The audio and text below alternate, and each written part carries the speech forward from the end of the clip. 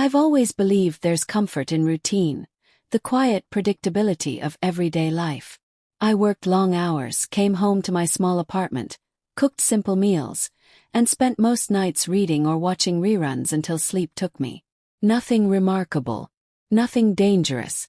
Or at least, that's what I thought before the man across the street arrived and changed the meaning of the word watching forever.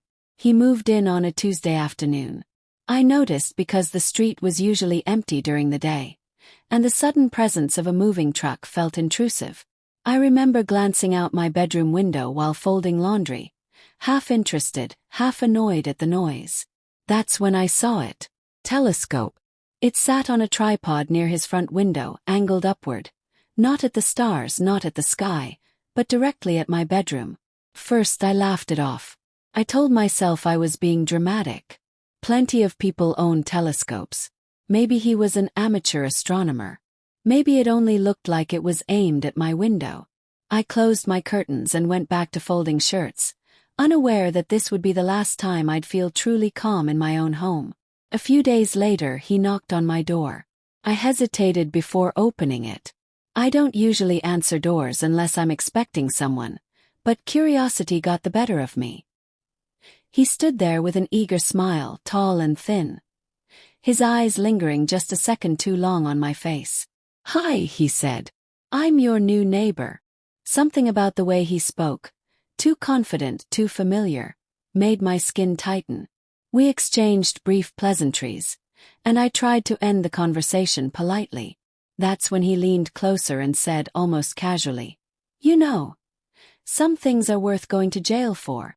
I felt the words before I understood them. My stomach dropped. My heart began to race.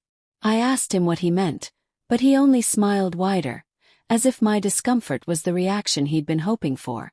When I tried to close the door, he stopped it with his hand, not forcefully but deliberately. "I just wanted to say hello," he said. I told him clearly and firmly to leave. He stared at me for a long moment, unreadable, then stepped back without another word and walked away, still smiling.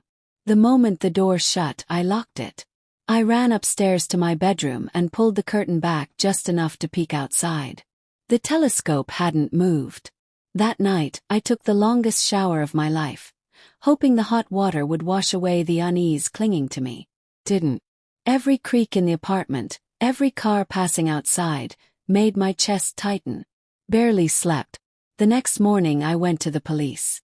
I explained everything, the telescope, the comment, the way he'd blocked my door. I expected concern. What I got instead were bored expressions and doubtful glances. One officer asked if I was sure the telescope was pointed at my window. Another shrugged and said owning one wasn't illegal. "What about what he said to me?" "Yes." They exchanged a look. "Sounds like a bad joke," one of them replied. I left the station feeling embarrassed, angry, and painfully alone. And then things got worse. A few nights later, as I prepared for bed, I glanced out the window out of habit and froze. His silhouette loomed behind the telescope, moving erratically. It took my brain several horrifying seconds to process what I was seeing. He was watching me, and he knew I knew. Instead of stopping, he intensified his movements, locking eyes with me through the glass. I stumbled backward, nausea rising so fast I barely made it to the bathroom before getting sick. I didn't sleep at all that night. By morning, I knew one thing with terrifying certainty. This wasn't going to stop on its own. And if no one was going to protect me, I would have to find a way to protect myself. But I had no idea that my next decision, one meant to keep me safe, would draw me closer to him than I ever thought possible. After the night I caught him watching me, something inside me shifted. Fear stopped being abstract. It became physical. Tight shoulders, shallow breaths, a constant buzzing under my skin. I changed my routines. I stopped sitting near windows. I slept with lights on. I kept my phone in my hand, even in the shower. I went back to the police the next morning. This time I looked as exhausted as I felt. I told them exactly what I'd seen, described his behavior in detail, admitted I was scared he might escalate. I even mentioned my past. An ex who once stalked me, who taught me how quickly obsession could turn violent. I hoped context would matter. Didn't. They told me to buy thicker curtains. One officer suggested I consider moving if I felt unsafe. Another said they needed something concrete, not just my word. I walked out of the station numb. Not angry, not surprised, just hollow. Days passed, and his presence became louder without a single word being spoken. I'd spot him outside more often, lingering near his window.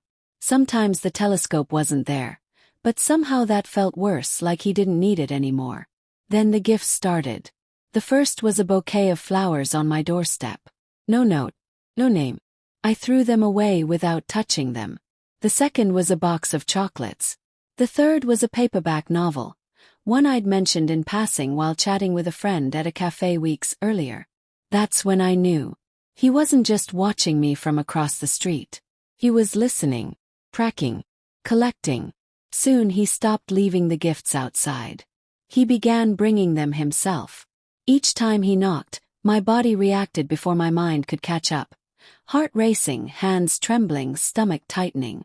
He always smiled, always acted polite, always asked if I wanted to spend time together. And every time I declined. "I'm busy," I'd say.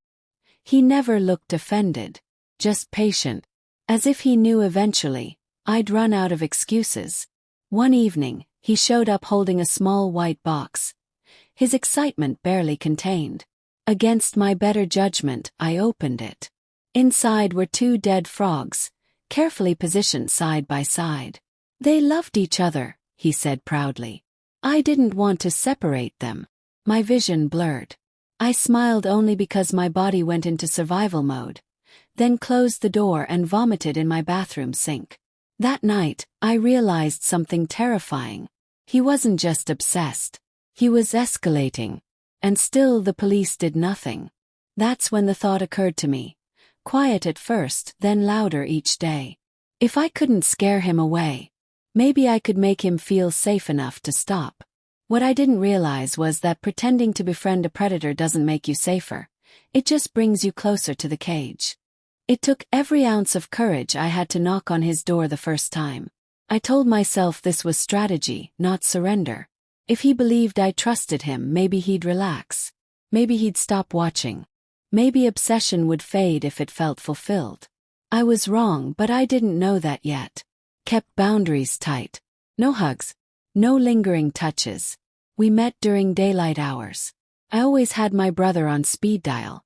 When he came to my apartment for coffee, I positioned myself near exits, never letting him wander. He told me my bedroom was beautiful. The comment made my stomach twist because we were sitting in the living room. I pretended not to notice. I learned his name, Joseph. He learned mine before I could lie about it. Hearing my name in his mouth felt like a violation. Still, I played my part. Smiled. Nodded. Listened. The more time passed, the more I noticed patterns. He never let me into his bedroom. He watched me during movies more than the screen. And his interest wasn't romantic. It was possessive. One night, I stood up to use his bathroom and instinctively walked toward the hallway. His hand snapped around my arm, tight enough to hurt. "Bathroom's broken," he said quickly, releasing me. "Maintenance issue." I left immediately. That was the moment I understood the truth. Whatever proof I needed to end this was behind that door. And the only way to get it was to go back. I knew then that if I wanted this nightmare to end, I'd have to walk straight into the place he never wanted me to see. I planned everything. Brought wine. Chose a movie. I laughed at the right moments. When he moved closer, when his hand found my knee, when his voice dropped low, I endured it. Then I slipped something into his drink. Watching him fade felt surreal. Terrifying. Necessary. When he finally collapsed onto the couch, I stood frozen, listening for his breathing. Then I went to the bedroom door. I found the key in his wallet. Opening that door was the worst decision, and the best of my life. The walls were covered in photos of me. Sleeping, eating, laughing, crying. Some taken through the telescope. Others from places I didn't even recognize. He had my things. Jewelry I'd misplaced. A scarf I thought I'd lost. It wasn't a room. It was a shrine. I photographed everything with shaking hands. Then I ran. For the first time since this began, I had proof, and no idea if it would be enough. The police couldn't ignore the photos. The same officer who dismissed me before couldn't meet my eyes. Detectives moved fast. Warrants were issued. His past surfaced. Another woman, another obsession. Joseph was arrested that afternoon. As they led him away, he looked at me. Not angry, not violent, but betrayed. Felt nothing. I thought his arrest meant the end. But trauma doesn't disappear just because the danger does. I survived, but I didn't walk away unchanged. Quit my job. I moved states. I slept in my car for weeks because walls felt unsafe. Dating feels impossible. Doorbells still make my heart race. Joseph was sentenced to 7 years. Sometimes that's enough to help me sleep. Sometimes it isn't. But I'm still here. And that matters. Because surviving the nightmare is only the beginning. The real battle is learning how to live afterward.